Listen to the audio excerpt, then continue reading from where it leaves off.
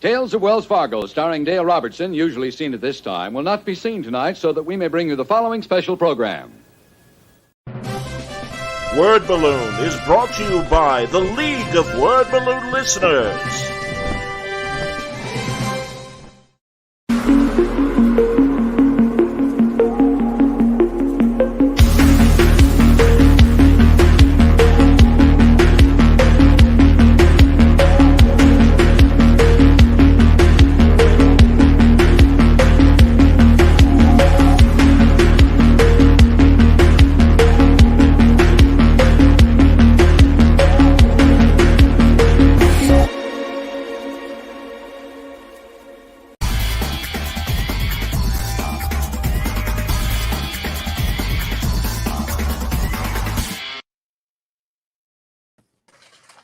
Welcome back, everybody. It's time again for another Word Balloon, an edition of Scene Missing.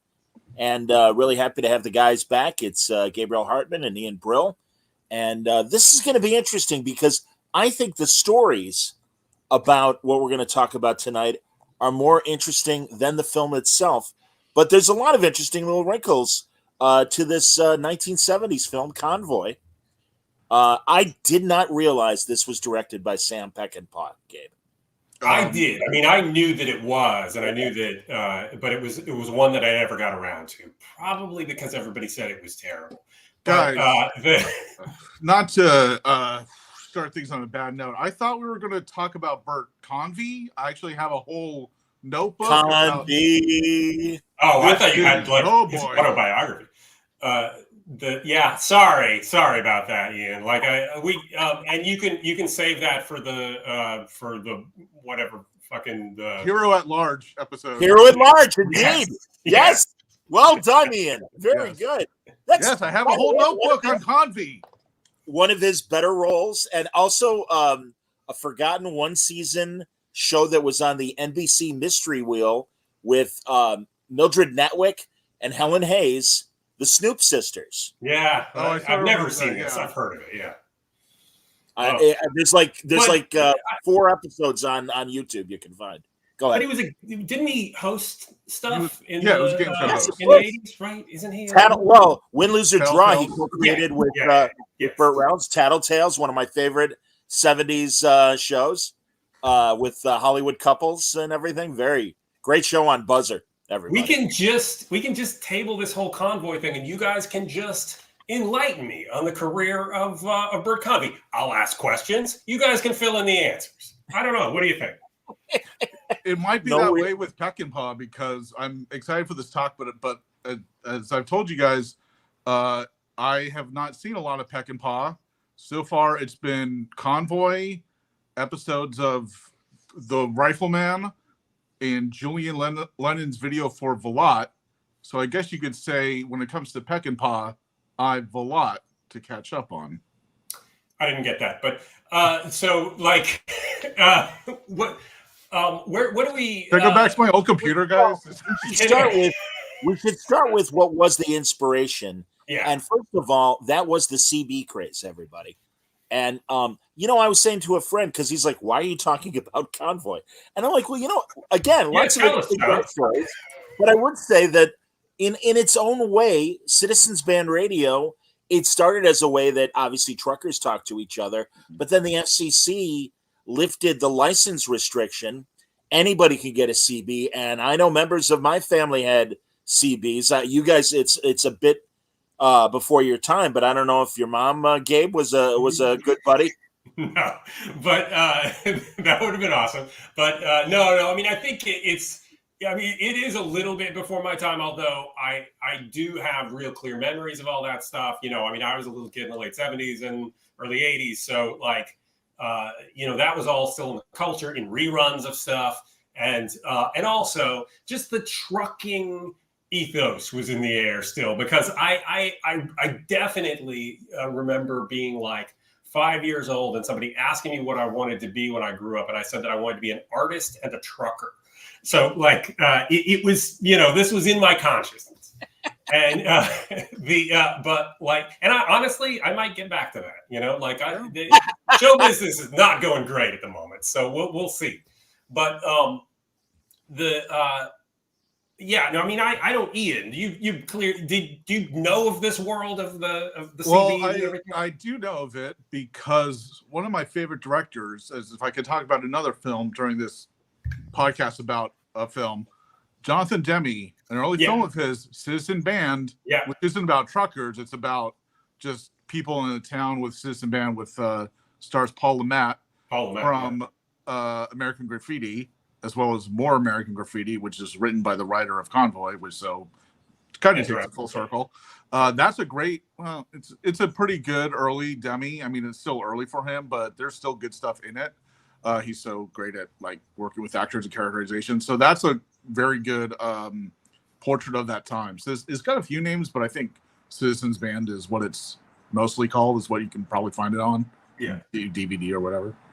Well, the whole CB craze inspired this man, who was known as C.W. McCall, but actually that was a pseudonym for a guy that was a kindred spirit to me, and that's William Fries Jr., who was really an ad man who created commercial campaigns, and he made the song that was very famous. Big band this year is a rubber duck. I'm about to put the hammer down. He originally created the song to be a jingle for an auto brakes company.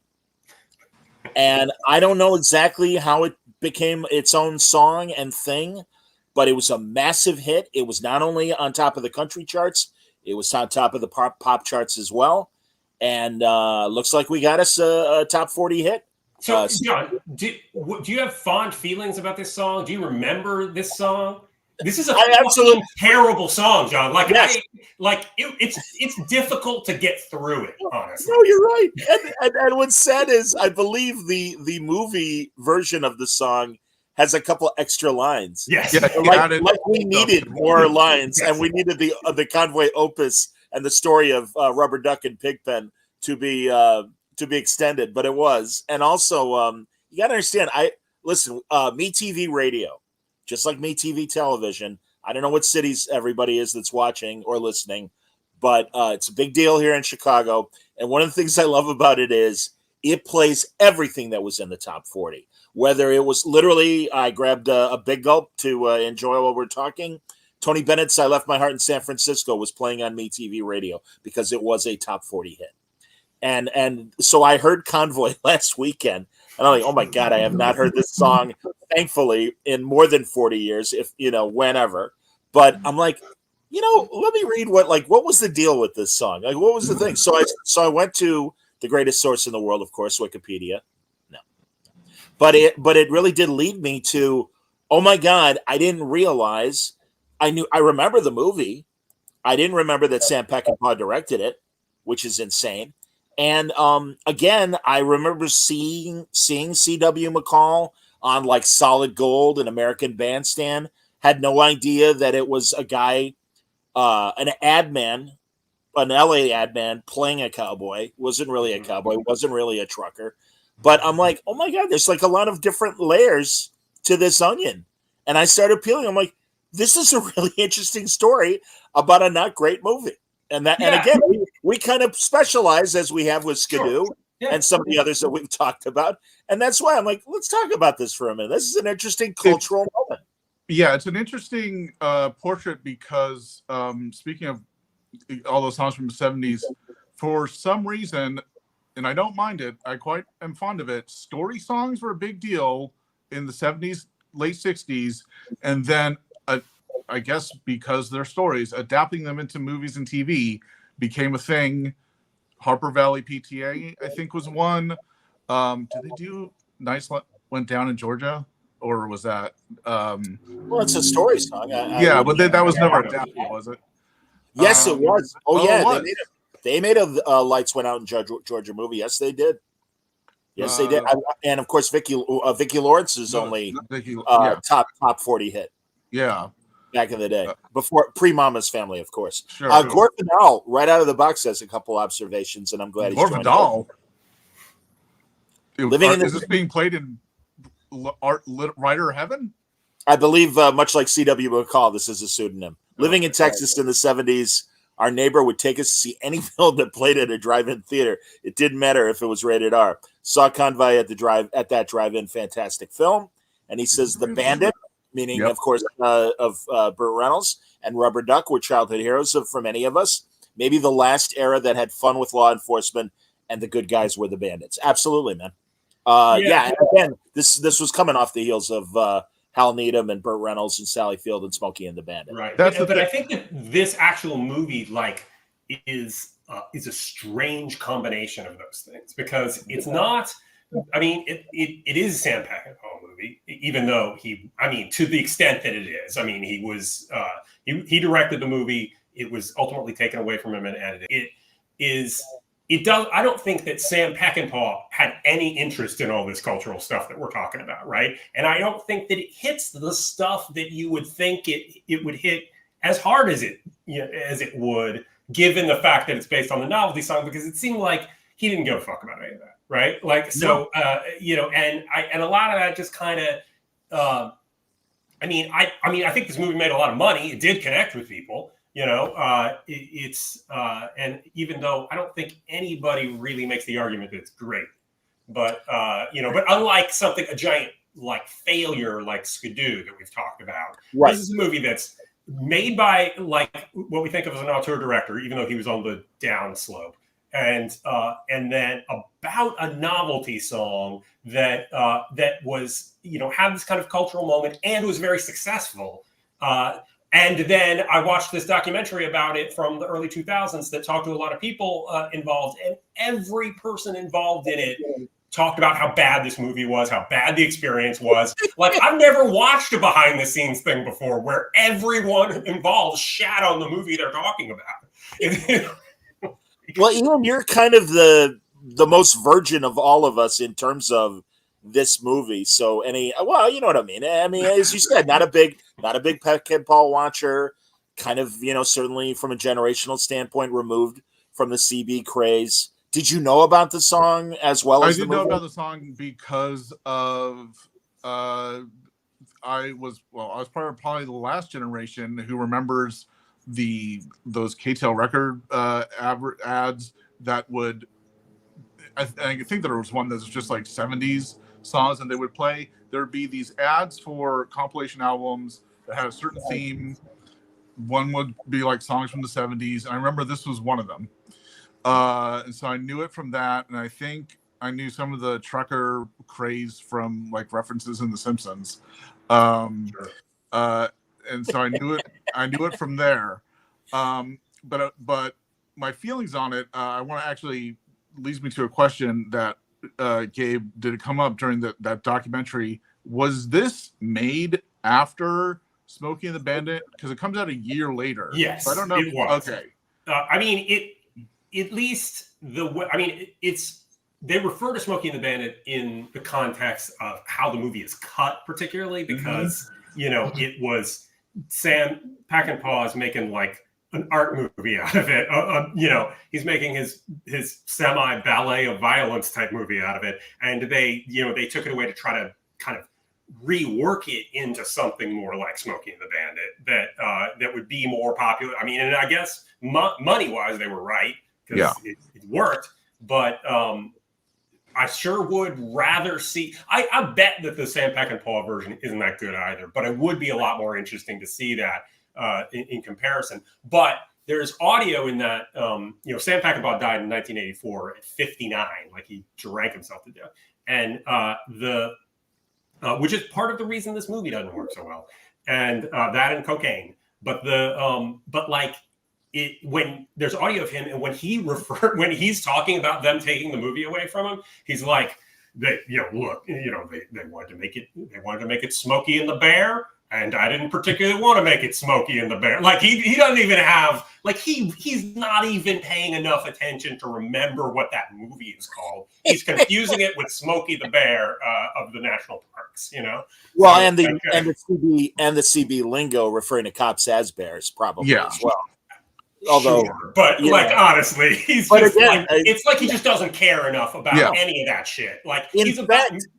Go ahead. Did they talk about in the documentary his good acting buddy James Coburn? Yes, was a second unit director, and according to my sources, even when Sam was kind of under the weather, perhaps did some first, chair directing as well. So Chris Christopherson says that Coburn never directed a scene that he was in, but that people say that's the case. Chris Christopherson starred this movie that we haven't mentioned. He's the rubber duck, indeed. But yeah, apparently, according to the producer, Coburn, who was pals with Peckinpah, wanted to get into directing, and they basically gave him a third unit to direct. Like third unit is usually things that don't have stunts. It's like inserts and stuff like that. But then as it went along, he ended up doing more stuff. Sam, his buddy Sam was having big problems with drink and with cocaine. I mean, I think cocaine was actually the biggest problem for everyone involved in this movie, and probably what they focused on more than the movie. But there were times when Peckinpah just wouldn't come out of his trailer, and supposedly Coburn would kind of ghost direct, first unit scenes. But I don't know. Nobody could nail down exactly what those were or what any specifics though. The reason why I asked that is, thank you for that. That's great, a lot of information. The reason why I brought up Smokey and the Bandit is because I feel that film just casts a long shadow over this film in terms of the feel and in terms of just the storyline. And unfortunately, I don't think this film fares better in comparison. I think Smokey and the Bandit is a great film, by the way. Hal Needham. I mean, say no more. Right. It was apparently a favorite of Kubrick and Hitchcock as well, and we can argue with them. But one of the reasons why Smokey and the Bandit is a better film than this is because Smokey and the Bandit gives you pretty clear and convincing motivation for the characters right up front. As opposed to it never happening over the course of the movie? Yes. So, obviously there's Boys Are Thirsty and Texarkana, and of course Smokey has to go after the bandit because he's committing the worst crime of all, transporting beer across the Mason-Dixon line. Yeah, because you can't because all they really need is Coors. Yeah, exactly. You can't just drink a fucking Rolling Rock. No, not at all. Not when Big Enos and Little Enos are putting on. Guys, my dad in the 70s would go to the West Coast and come back with Coors, and it was quite the treat. And it really was a big, big deal to have Coors beers in those pre-interstate law days. So I get that. I think you're right, Gabe, in terms too that Peckinpah was trying to make a movie that had more drama in it and more. Somewhere buried in there is this. The problem was the status quo of the 70s for truckers. Man, they really got it up the ass in terms of like the stuff they had to deal with. We were coming out of the energy crisis, so there was still the gas shortage. Gas was ridiculously expensive for its time. There were all these interstate laws that they had to deal with as well, and it really was tough to make a decent living as a trucker.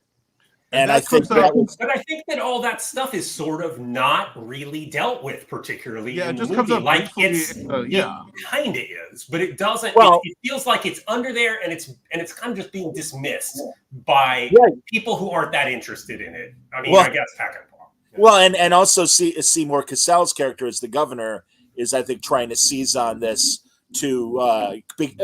Listen, we haven't talked about it. Rubber Duck is a trucker who finds himself in trouble with the law under bad circumstances. He encounters the still beautiful Ally McGraw, and although I'm not big on her perm, that haircut is really bad. Like I'm not saying anything against Ally McGraw, but that haircut it's rough. It's poodle-esque. It's poodle-esque. It really is. Yeah, it's a bad perm. But I mean, so all of a sudden he finds himself being pursued by Ernie Borgnine, and but everyone that's in the song is cast. Again, Chris is the Rubber Duck, and of all people to play Pigpen, we got Burt Young, because when you think cowboy movie, you cast Burt Young. And sure, he's very miscast in this movie. Like he does. I love Burt Young. I think Burt Young is great. Yeah. I don't think he's good in this stuff. He's not well cast in this anyway. He doesn't really read very well. I mean, particularly look, I love. I'm a huge fan of a much maligned late Hal Ashby movie called Looking to Get Out with John Voight and Burt Young. I think that movie is brilliant. No one agrees with me. Everybody hates it, but I think that there's an amazing amount of great stuff in that movie. Burt Young's performance in it is brilliant. He just isn't. This isn't a great role for him. Fair enough. And also, I'm a fan of both these actors, but putting Burt Young and Ernest Borgnine in a movie is kind of like when you put like two magnets together. Yeah, it's like it's too overwhelming. Yeah, it's a hat on a hat. Yeah, you don't need a Borgnine and a Burt Young. Yeah, it's not. But so I love Ernest Borgnine. We talked about Marty. I think he makes everything better. But his character is kind of a lot of the problem with the movie because so we were talking about a lot of the stuff truckers were facing. A lot of it is interstate laws and commerce. He's a sheriff of one county in Arizona, but apparently he is the most powerful lawman in the world because he can like call on the FBI and stuff despite having no jurisdictional authority. And like in Smokey the Bandit, it's him and his son, Jackie Gleason and his son, and they don't have like support really from any. Well, he calls like other guys, but when like he's like the FBI comes out to like follow these guys in a helicopter. And like Ernest Borgnine is there, like, it's like, what is going on? It becomes weird. Another observation from Gore Vidal.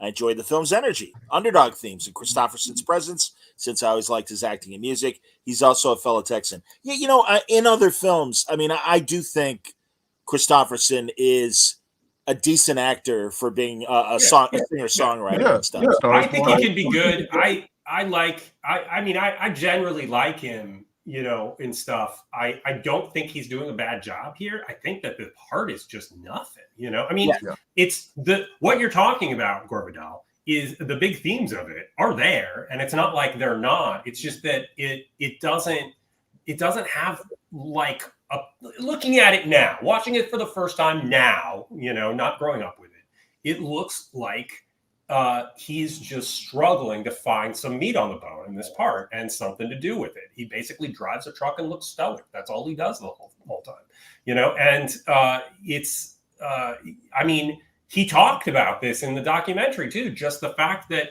the only reason he was there was because of Peckinpah. It certainly wasn't the script. And he and Peckinpah were just struggling to find something that they could play in this, you know. And Peckinpah is leaning into his idea, you know, his idea that this is about individualism, you know. And yet the whole it's even that is totally at odds with the basic thing of the convoy getting together and everybody getting behind him. But I don't know. I do think that there is an interesting aspect of this movie that's the populist thing about this movie, right? And which I don't necessarily think is a good thing, but it's certainly a theme in the movie. But it becomes a strange sort of theme because the people in it don't really stand for anything. And it's kind of explicit in the movie that they don't really stand for anything, but this momentum has built up where everybody is joining the convoy and they're falling under the sway of a charismatic leader. They're, you know, or at least their idea that he's a charismatic leader. And I think all that stuff is actually kind of disturbing and misguided now, even though I do really like movies about where the cops are the bad guys and people and outlaws are, you know, and all that sort of stuff, right? Those are great fun themes. I like that kind of stuff, but I think that there's strange things going on in this movie if you try to sort through what this kind of populist message is that he then walks away from, but then and ultimately it's all about breaking the guy out of jail, which is cool, but like I don't know, it's too big of a mess to sort through some of this stuff. even though it feels like there are interesting things that are in there that could have worked, and maybe they did work better in Peckinpah's version. Maybe the Thinking Man Truckers version of this was a little bit was able to tie those themes together a little because bit. I don't know. Yeah, I think so, because it's funny because obviously this film draws comparisons to Smokey and the Bandit, but there are elements later, like I would say in the second half, where it gets a lot darker than Smokey and the Bandit ever did.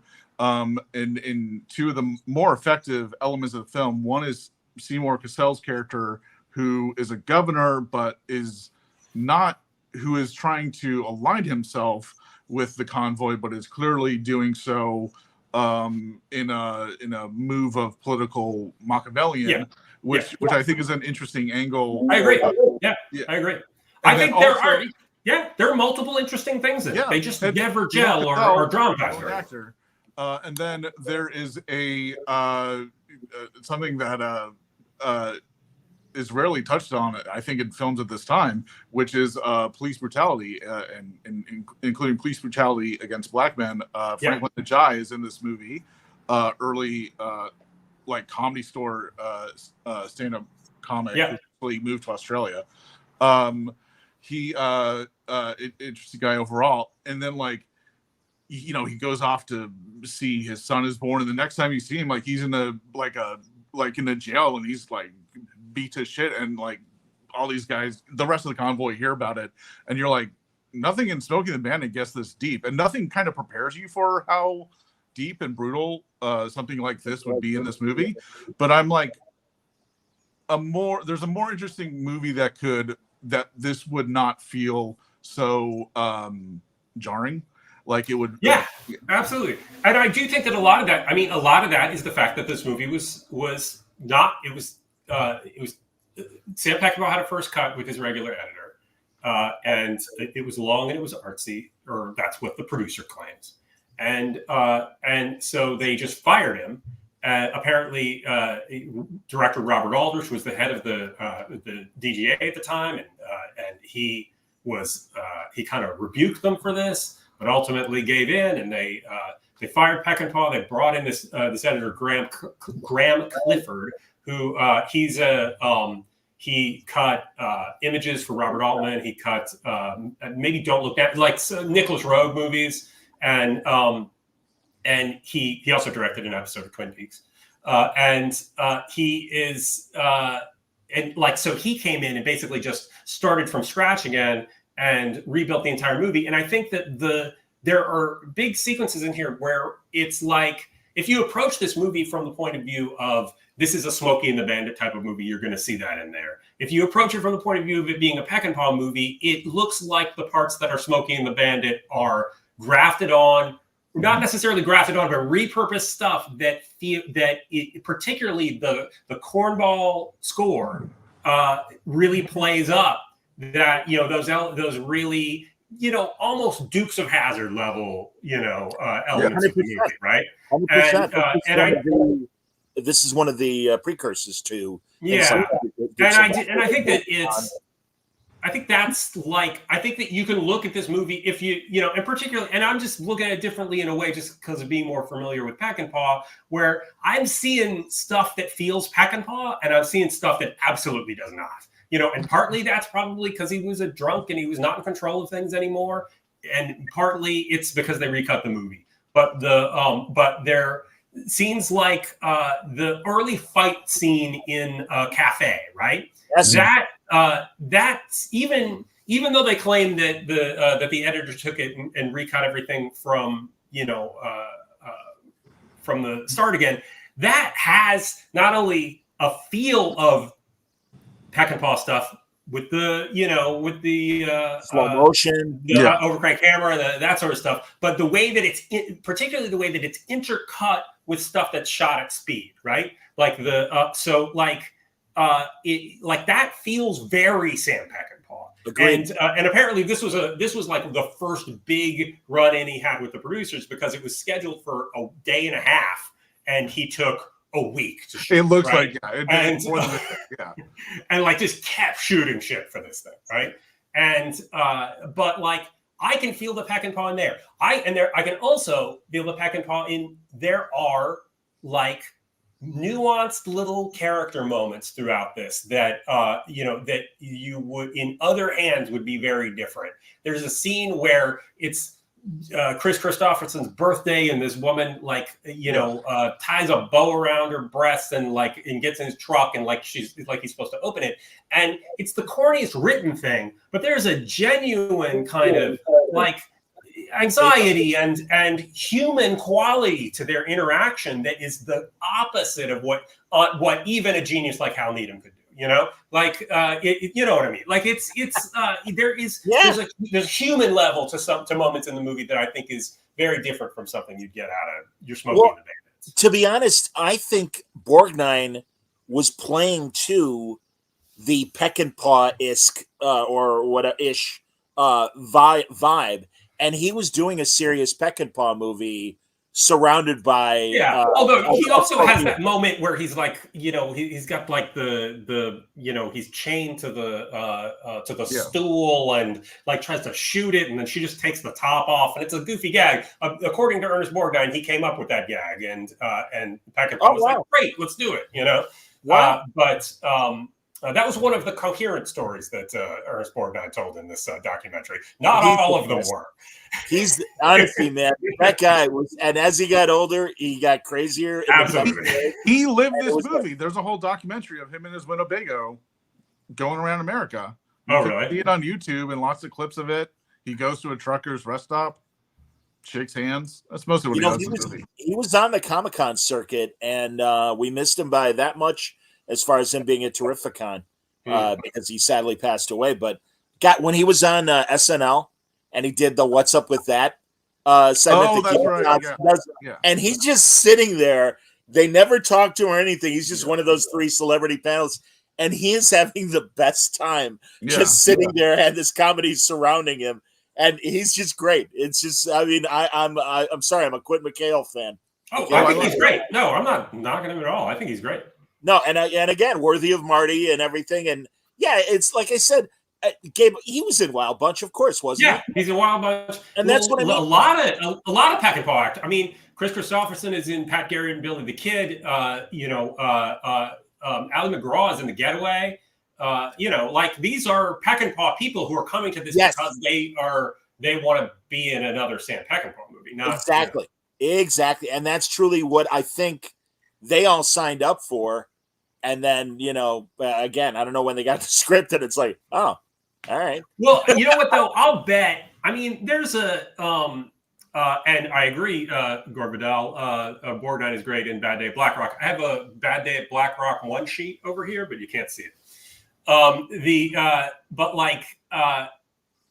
mean, I think that there's probably, I mean, the other thing about Sam Peckinpah is, though, he ain't Alfred Hitchcock, right? He's in some ways he's closer to Robert Altman in this kind of shaggy way of making a movie, where he's finding stuff and he's, and they're improvising some stuff, and it's not, he's not like a meticulous craftsman in that way. He shoots tons of shit and finds things in it, and that's why his cut of a movie would be so important. There you have your John Fords or your Alfred Hitchcocks who would just shoot, edit in camera. They would only shoot the things that that they were going to use because they were protecting themselves against the studio recutting it.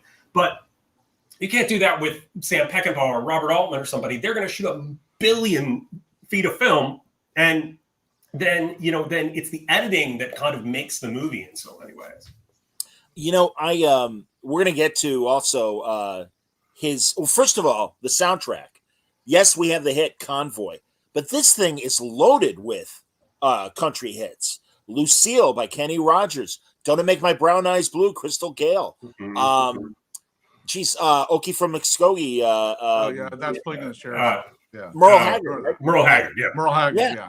I mean, really, it's a really good country music soundtrack, which I think it's funny that, again, what Peckinpah was trying to make is surrounded by mainstream Hollywood doing everything they can to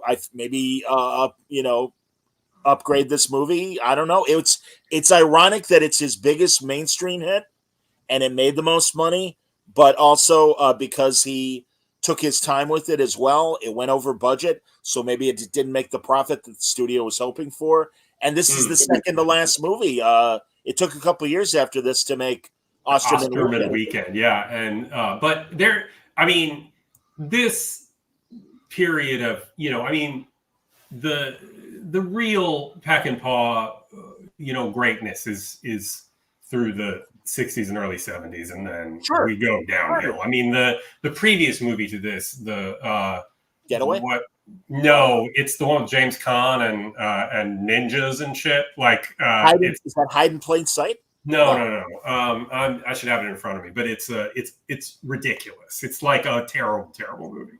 But so he it's not like he artistically was not. He was on a downswing, and it's kind of sad that this is the most successful movie he made, the one that people know the most. But look, his other movies are a lot more difficult, right? Like, The Wild Bunch is a difficult movie. The Pat Garrett and Billy the Kid, or The Getaway. Like, even The Getaway, which is a more mainstream movie, is a tough movie to watch in a lot of ways. Like, he's not an easy director. He goes for difficult character stuff and stuff that's confrontational. Should we switch now? Because I find, listen, this guy had a huge body of work, because half of it was in TV and the other half in film. Mm-hmm. And Gabe, I don't know, it really, I guess it may have just been, it's another job, but I find guys like him and Bud Bedecker who would vacillate between television and film as they did. I find that really, really interesting. Now, in the case of Peckinpah, maybe it was like guys like Richard Donner and others, where got to cut my teeth in movies or in TV. Yeah, in TV. I think he graduated to films. He wasn't somebody who went back to TV, but as far as I know, really. But but he made really interesting stuff in TV when he had the shot. And one of the things we want to talk about is this series that he created, a Westerner that with Brian Keith and his awesome dog Brown, this show is great. I've never seen this before, and just do yourself. Look, okay, I'll tell you, this is a bleak fucking show. I think you're getting more straight Peckinpah in this TV show than you are in Convoy, but it was watching that pilot. It's called Jeff, the first episode. The name of the young woman in it, and is Jeff, and it's so bleak and full of such kind of tough character stuff. It's a Western that basically all takes place in one room. There's no riding around. There's no there's none of the normal Western tropes. It's they would call those Bud Bedecker Westerns with Randolph Scott, or the Anthony Mann, James Stewart Westerns, adult Westerns. And this is a TV adult Western. And it might be more dark and cynical than any of those are, in certain ways, but very human as well. This is a character story. And, but, oh my God, incredibly bleak. And also just unexpected in lots of ways. It's not just about Sam Peckinpah, I think he was a misogynist. I think that the things that he, look, watch The Getaway, watch Straw Dogs, right? Even Ally McGraw's role in this movie is very. Yeah, I don't think that's as much his fault as the script's fault, but yeah. Well, the waitress too is kind of this victim. But not Straw Dogs, stuff in The Getaway. Those are not passively misogynist just by not including things about not giving the female lead a very good character. It's rough, difficult stuff, but that's just part of it. It is stuff that you kind of have to confront in Peckinpah movies, and I think that it's you get stuff that's so interesting and unexpected in the Westerner, if you go on to watch the pilot, absolutely, it's on YouTube. It's easy to find. Only 25 minutes. It's fantastic. But if you watch the second episode of it, his character is this is an early 60s TV Western, right? And his character, Brian Keith's character, this wandering cowboy character, the beginning of the second episode, he's in you cut to him in a schoolhouse with this woman, and this turns out to be a school teacher, and she is teaching, he's illiterate. She's teaching him how to write his own name, right? What? How is there not a network person going, Westerns are kids watch Westerns? This is a terrible role model. But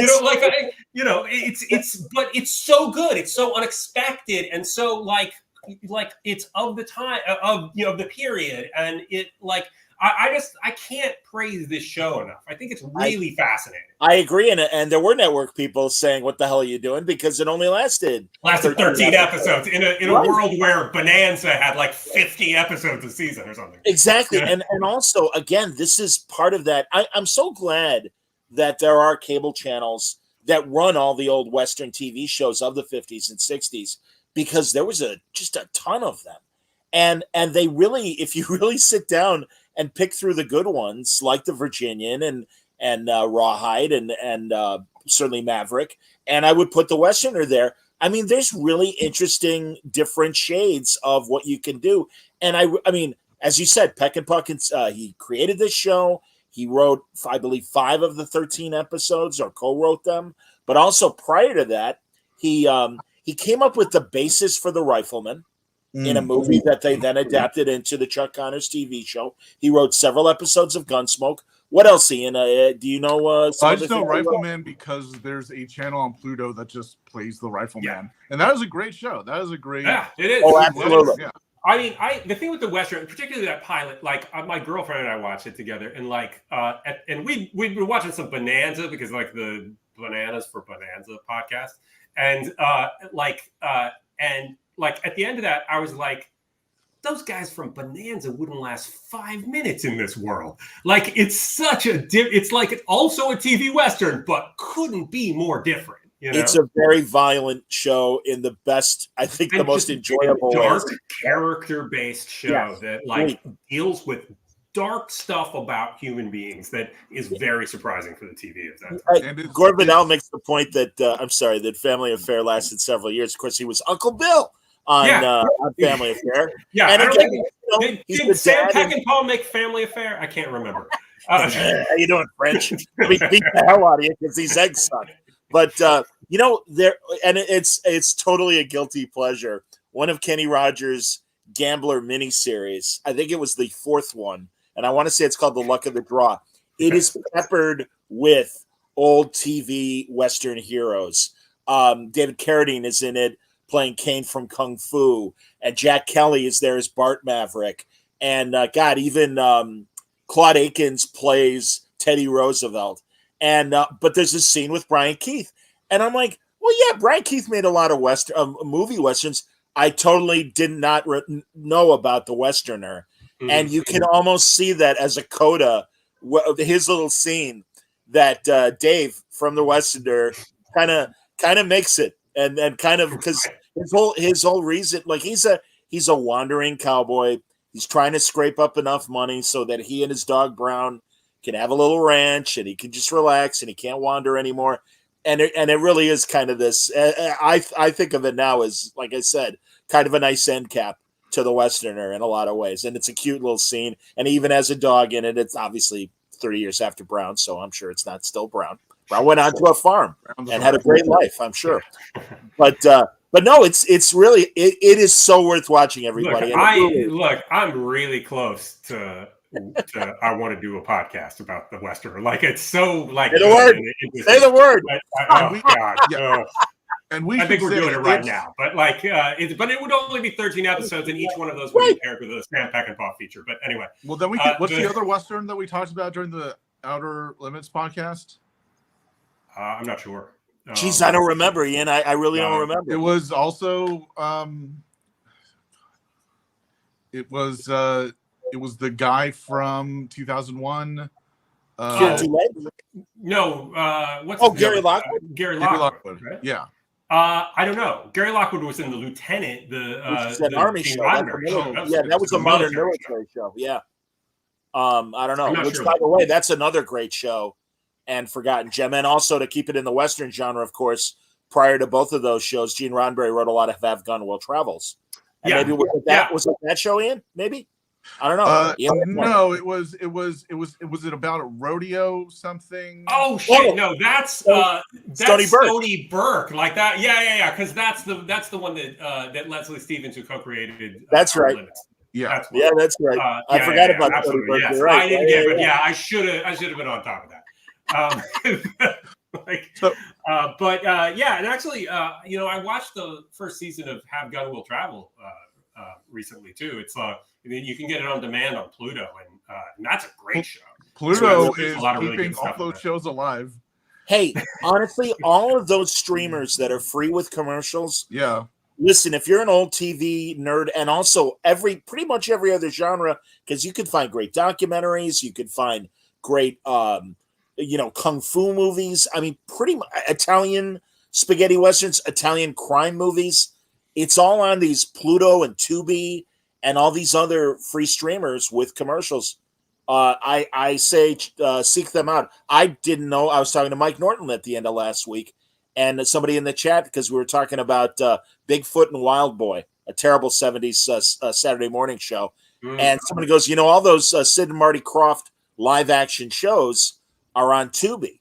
And yes, they are. And they're horrible. But they're like, again, if you grew up with them, it's like you can handle 10 minutes of the Krofft Super Show. Sure. Yeah. And also something like I've been watching The Fugitive. Apparently, all I do is watch old TV on Tubi. This is sounding kind of sad, but I've been watching The Fugitive, which is also on Pluto on demand. But and that's a show that was not super available for a while, because of music rights stuff or whatever. And so it's great to be able to access that. Speaking of The Fugitive, I caught an episode Sunday night on MeTV. And it was great. It took place on a private boat, and Charles Bronson is a cop going after Anne Francis because her boyfriend is a counterfeiter, and stumbles on the fact that the new shipmate that he hired to help him drive the boat is Richard Kimball. Is this a black and white episode? No, it's a color episode. Oh, okay. I haven't gotten there yet. That's that. Sorry, spoiler. But yeah, it's great. It's like 67 Charles Bronson. And he's great. Of course he is. It's Charles Bronson. So honestly, man, I love this stuff. Go ahead, Ian. I'm sorry. So this conversation brings me to something I've been wondering for a while, and it deals with the Westerner, the Fugitive, and also, I guess, sort of Convoy. But with TV, what has happened to the shows about a wandering protagonist, which used to be so many of these shows, down to like The Incredible Hulk? Why do we not have? Yeah, well, they're quasi anthology shows. I mean, you get to have a lead character who you follow, but every story is something different.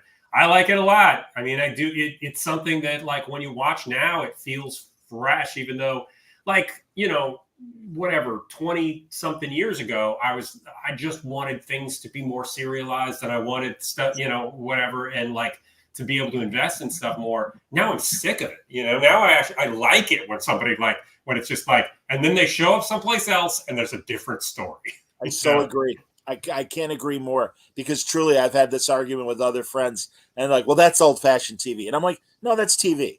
And it's maybe it's old fashioned. I don't really care. I mean, it's more ambitious. It's more ambitious. And I think more of a challenge, even in this 10 episode a season era, to ask them to come up with 10 individual stories with maybe a lead character wandering versus it could be story. Yeah, but it's just fashion, I mean, it's just the cycles of fashion. But I think, Gabe, you're right. I think we are at the point now where there's as much dreck of serialized drama as there is quality serialized drama. And I would love to see a return to this kind of storytelling and do it more like that. Because I think, and again, we also benefited from the fact that all those guys and women that were involved were all pros, and I think reached it took them longer to cut their teeth and reach that level of network television, and also the fact that it was mostly a 3-channel world, so I think there were fewer jobs to be had than today. Yeah, I don't know. I mean, I think there's a lot to get into with all that, but I just on the most basic level, it's sort of refreshing to watch shows where it's there's some central premise that's driving it. Richard Kimball's on the run, or Brian Keith is a guy wandering around with a dog. I don't even know what the central premise of the Westerner is, but but I don't care either. I enjoy this stuff. I'm enjoying this stuff where people drop into different stories and kind of have to make their way out of it. Truly, everybody, if you watch the first episode, the pilot episode of the Westerner, it's called Jeff. I really think it's going to suck you in, because and you know what? It isn't anything like. It's nothing like. Tonally, it's nothing like that image that you just showed. That looks like the friendliest thing in the world. And he is very happy. Yeah, it's not like that, but the dog is great, and the dog is great. No, and man, it's just the amount of violence is so, and I believe it really was the violence in it that made the network go, okay. And I think it was just bleak. I think it's the bleakness. I think it's the fact that nobody ends up happy. People make terrible decisions for themselves. There isn't a catharsis at the end where everything works out. It's just, it's like 70s movies, but on 30 minutes on TV, Yeah, 1960 television. Yeah, that's crazy. Did your girlfriend like it, Gabe? Yeah, she was into it. Yeah, I mean, she certainly appreciated it. I think it was probably bleaker than she expected it, but to be that, of course, just excites me. But still, it's good. No, I liked it. You know who we really didn't spend a lot of time regarding Convoy, and I did want to point out that Peckinpah added a couple characters to the original story, and that is Franklin Ajay's story, but also the great Madge Sinclair. And man, both of them are great. And honestly, and I don't know, maybe I'm projecting today's mores, but it seems to me that it's kind of smart that they have these two black characters in the movie to kind of balance out the red state kind of vibe. I think that's true. That was Peckinpah's idea. Yeah, he was the one who made those characters African American. Yeah, I think it was a real good choice, not just because of the politics of it, just because they are good presences in the movie. It makes the movie better. Franklin Ajay is truly one of my favorite comedians of the 70s. Yeah, my mom's as well. She texted me today because she watched this because I told her we were going to do this, and and she texted me about how big a fan she was of Franklin Ajay back then. And I remember him actually. I remember him from TV when I was a little kid. Sure, no, and as Ian said, because he really did seem to disappear. And the reason why is he moved to Australia. He's in Australia, yeah. And he's doing it there. He's doing stand-up. He's still doing it, yeah. Yeah, absolutely. He does have, although this movie's 10 years old now, he does have a small role in Bridesmaids because he's Maya Rudolph's dad. He's actually funny in that one. But he moved to Australia. But he's great in Stir Crazy. He's great in Car Wash. Always just a really, really funny guy. Mark Maron had him on his podcast. Yeah. 2 years ago, 3 years ago, something I like would say a decade. Yeah. Yeah. Was it that long? A dozen years ago, I would say. Been going on for a while. COVID. Boom. What do you mean it was 10 years ago? But yeah, no, he's great. And Madge Sinclair, everybody, if you don't recognize her from the movie, Eddie Murphy's mom in Coming to America, a lot of great roles as she got older. But this is terrific. She won an Emmy for a brief show people may remember called Gabriel's Fire, starring James Earl Jones. Right, yeah, which is a good show that didn't last very long, but she won an Emmy for it. So that's awesome. Yeah. So the takeaway, folks, from this episode is, if you're curious, listen, AI is not a great movie, but it's an interesting movie because Spielberg took Kubrick's idea and made it into a Spielberg movie. So it's interesting to watch. You might find Convoy interesting to watch. It is 70s slow. Forgive me, Gore Vidal. I appreciate your love of the movie, and certainly if you saw it and loved it as a kid. But I do think it has that 70s slowness to it. It's too long. Yeah, it's too long. But also, and it is. But as Gabe said, no, there are absolutely peck and paw moments in the film that do stand out, and you're like, okay, this is what I came for. If you're a peck and paw fan, so here's my recommendation for Convoy: watch the pilot of The Westerner, because it's like that's really where you're going to get something interesting. If you want to watch Convoy, great. But here's the problem. You're going to have to you are going to have to watch the entire series of The Westerner and every single thing that Sam Peckinpah directed up until Convoy. I'm sorry, it's just true, because that's the only way you're going to really get something good out of this movie, as far as I'm concerned. Is the Osterman Weekend? I've never seen it, Gabe. I've never seen it either. I've seen it either. I'm kind of curious now. I'm sort of curious to do a Peckinpah rewatch. I'm mid Francis Coppola rewatch right now, so maybe after that I'll go back and do a Peckinpah. I don't know. Well, the moment you want to do a Westerner podcast, you had me at a low, as you know. All right. So it's just a good excuse for us to all get together and talk about this stuff. Yeah. But and it's only 13 episodes long, right? So it's like a mini series and 25-minute episodes. So that is what people should more than The Wandering Hero, the 25-minute drama. Yeah, 25-minute drama. Yeah, absolutely. Yeah, I agree. Yeah. Well, there you go, everybody. The Westerner, and the more important one. But again, we were just talking about Convoy. I know. Yeah. You can still buy, and I suppose the truckers still use CBs. I bet they have cell phones. But maybe to make a public broadcast of, hey, watch out, there are bears waiting at the interstate exit, and hey, group chat, there are bears. Yeah. I love Don. That's awesome. Bram Stoker's Dracula. Yeah, that's like that's the Stoker, but that's okay, sure. Don is an old boxing friend, and our dear friend John Saraceno, who is a great newspaper writer, sports writer, looked like Bram Stoker's Dracula lead. Gary Oldman, yes. Yeah. He had really long hair and a beard and stuff. Okay. And Bob Arum, who's still active at 91 or 92 as a boxing promoter, John would walk in the room. There he is, Bram Stoker's Dracula, everybody. Well, I do think that Bram Stoker's Dracula is another one of those, it's interesting because it's a mess, but also has a lot of great stuff in it too. So I don't know. Slightly better than De Niro's Frankenstein movie. It's a lot better. It does a lot more interesting things than that terrible Kenneth Branagh Frankenstein. But also, there's a comics connection, because didn't he Mike have Mignola? Yeah, he had, and he had Mignola did the adaptation, but he brought in Mignola for feedback. Yeah, or he kind of did quasi storyboards for it. They're kind of something between conceptual art, keyframes, and storyboards. They're kind of inspirational pieces for the movie. Yeah, there you go. Too funny. I love it. There you go. That's true, Gore.